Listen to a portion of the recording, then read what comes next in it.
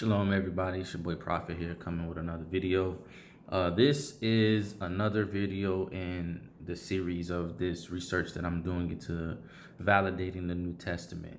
For those of you who haven't seen any of my previous videos, I recently, within the past, I say about four months or so, I was presented with information regarding this perspective that the New Testament is corrupted. The New Testament is fake, or it's fabricated, or it's a forgery, or it's plagiarizing the Old Testament.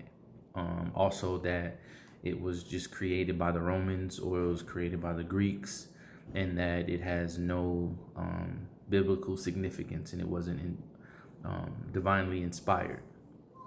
So before just rebuking this this perspective immediately, I decided to look more into it, do some more research, and along this path of research, I have stumbled upon a lot of information that I did not know. So in the spirit of sharing with you guys some of the things that I've come across as I find it, I decided to just do a video, kind of like a video journal, so to speak, of where I'm at in the research and certain things that I found that I want to share with you guys as you go on this journey with me, as opposed to me not posting a video about this topic for another year or two and then pretty much publishing all of my findings in just one video. So this way you can kind of see where I'm going, if I'm going left, if I'm going right, where my head's at, the different sources that I find and the information that I present, and all of these types of different things. You get to see it almost real time. And so this video, I wanted to go into some very intriguing things I've discovered about the connection between quotes from the New Testament writings, specifically Paul's epistles, and ancient Greek philosophers. Believe it or not, the New Testament, or in Paul, it seems as though he's quoted from the ancient Greek philosophers quite often. And it's interesting because we look at the New Testament as divinely inspired. We look at the words of Paul, and we hold them in high regard. Not everyone considers them scripture, but I know that the words of Paul and his epistles are held in high regard. So to know or to learn that a lot of what he said was speaking on the same ideals and philosophies of ancient Greece, it does beg the question. So without any further waiting, we're gonna go ahead and go into this video. Forgive me for the quality. When I originally rendered the video, it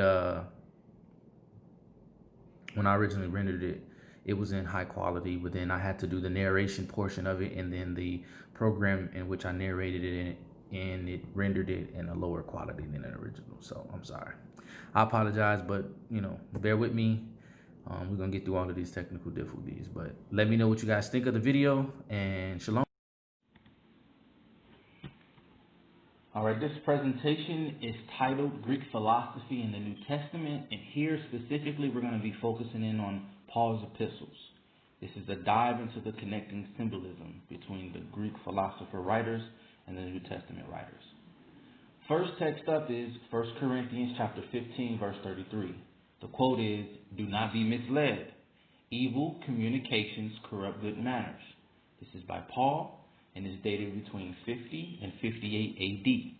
The Greek text, the Lost Comedy, Thais. The quote, "Evil communications corrupt good manners." The writer is dramatist Menander, and is dated between 310 and 280 BC. It's also a very common proverb among the Greeks. Okay? Keep that in mind. We're going to go through a lot of different connections. Some are going to be word for word, and some are going to be pretty much paraphrased and summarized as having the same meaning between the two connections. Next we have 1 Corinthians chapter 9, verse 24. Quote, know ye that they which run in a race run all, but one receiveth the prize. So run that ye may obtain, and every man that striveth for the mastery is temperate in all things. Now they do it to obtain a corruptible crown, but we an incorruptible. Paul again, same date. The Greek connection, the republic, and the quote is, and must we not think the opposite of the unjust man? Most emphatically, such then are the prizes of victory which the gods bestow upon the just. So I think, at any rate, he said, but what said I? Does he receive from men? Is not this the case if we are now to present the reality?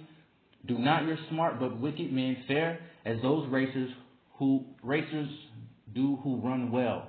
From the scratch, but not back from the turn, they bound nimbly away at the start, but in the end are laughed to scorn, and run off the field uncrowned, and with their ears on their shoulders. But the true runners, when they have come to the goal, receive the prizes and bear away the crown. And the writer is Plato, and is dated at 375 BC. 375 BC. So if I'm reading too fast for you, that's why I have it up on the screen, so you can read at your own pace. Pause the video as you need, and we'll continue going through. Because every one of these separate slides, they have different time frames. So I'm just trying to make sure that my narration matches the slides. But hopefully I put enough time for you guys to be able to read them. All right, next we got 1 Corinthians 13:12. For now we see through a glass darkly, but then face to face. Now I know in part, but then shall I know even as also I am known. Now the Greek connection is in Phaedrus. The quote is, I dare say that the smile is not perfect, for I am very far from admitting that he who contemplates existence through the medium of ideas sees them only through a glass darkly, and more than he who sees them in their working and effects. However, this was the method which I adopted. This is by Plato, and it was written in 370 BC. This is another example of it being verbatim, identical, verbatim, between the Bible, specifically the New Testament, Paul's epistle in 1 Corinthians, to ancient Greek philosophy in the text of Phaedrus. All right, 1 Timothy 6:10. For the love of money is the root of all evil, which while some coveted after, they that erred from the faith and pierced themselves through with many sorrows. Jones Stabius, Anthology of Extracts from Greek Authors, Bion the Sophist. Quote, the love of money is the root of all evil. Writer is Bion the Sophist. He's a cynic philosopher of the Hellenistic time, and it was dated in 3rd century BC. Sometime in the 3rd century BC. So we don't have an exact date, but that's when it was dated. Next we have Galatians 5:22 through 23. But the fruit of the Spirit is love, joy, peace, long-suffering, gentleness, goodness, faith, meekness, temperance. Against such there is no law. Now if we come down to the Greek, politics, quote is, against such there is no law, for they themselves are a law. The writer here is Aristotle, and it was dated at 350 BC. Quote, For when the Gentiles which have not the law do by nature the things contained in the law, these having not the law are a law unto themselves. Paul wrote this. It was in politics. Quote, against such there is no law, for they themselves are a law. Aristotle, 350 BC. And this is a double, apparently. Bear with me. All right, next we have Philippians 3:18 and 19. Quote, for many walk, of whom I have told you often, and now tell you even weeping, that they are the enemies of the cross of Christ, whose end is destruction, whose God is their belly, and whose glory is in their shame, who mind earthly things. Now, down we have Phaedon or Phaedo, a dialogue of the immortality of the soul. The quote is, I say, Thebes, for instance, that those who made their belly their god and loved nothing but their indolence and impurity without any shame and without any reserve, these enter into the bodies of asses, or such like creatures. Do not you think this very profitable? This is by Plato, and this was written in 360 BC. Bear with me, we're going to be finished soon. Romans 8:6. For to be carnally minded is death, but to be spiritually minded is life and peace. Now, if we come down, it's also Phaedon or Phaedio, a dialogue of the immortality of the soul. Quote, to be carnally minded is death. Okay, this is also written by Plato, and this is also in 360 BC.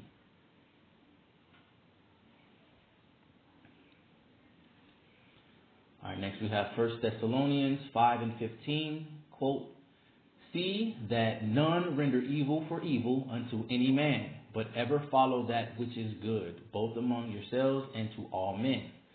Phaedon or Phaedio, a dialogue of the immortality of the soul again. Quote, then we ought not to retaliate or render evil for evil to anyone, whatever evil we may have suffered from him. Obviously it's saying Plato is here, and it's dated 360 BC. If you need to take notes, if you need to pause the video at any time, feel free. This isn't a race. I'm just here to present the information so that you can have it and pass it on along to others after you do your own research and fact check. All right, next we have Philippians 1:21. For to me to live is Christ, and to die is gain.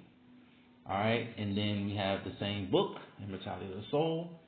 Quote, now if death is like this, I say that to die is gain.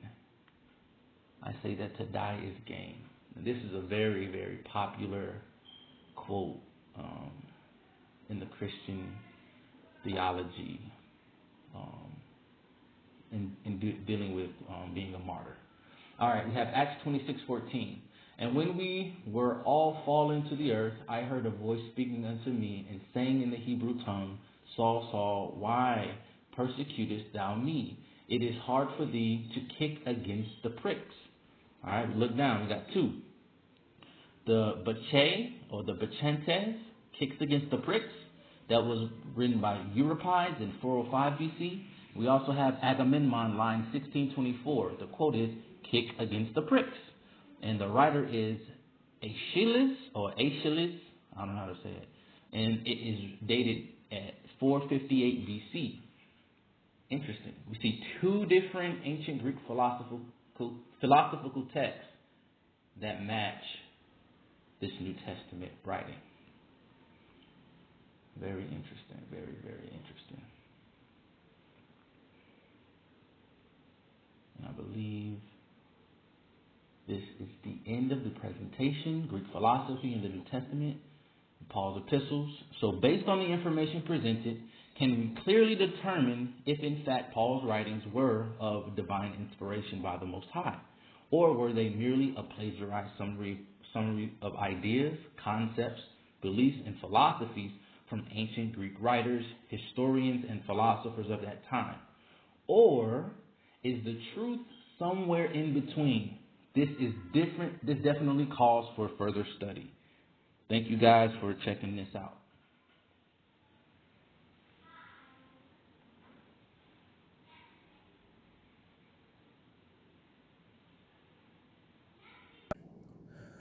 Now, before y'all get into y'all feelings and rush into assumptions, no, I have not come to any clear determination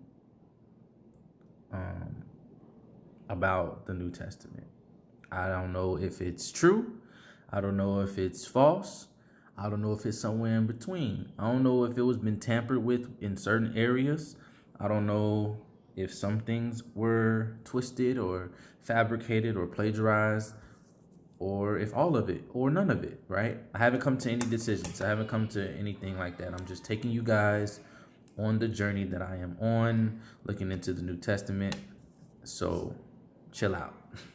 Chill out, because people get the rolling, they see something they don't like, it don't feel right in their spirit, and then they instantly just reject it. So instead of rejecting everything that doesn't agree with what you believe, look into it, examine it, and let the Holy Spirit give you discernment. Because if it's not of the Most High, it will fail 100% of the time. And that's what I hold on to dearly as I do any type of research into the scriptures. So y'all be good and be safe. I'll see y'all on the next one.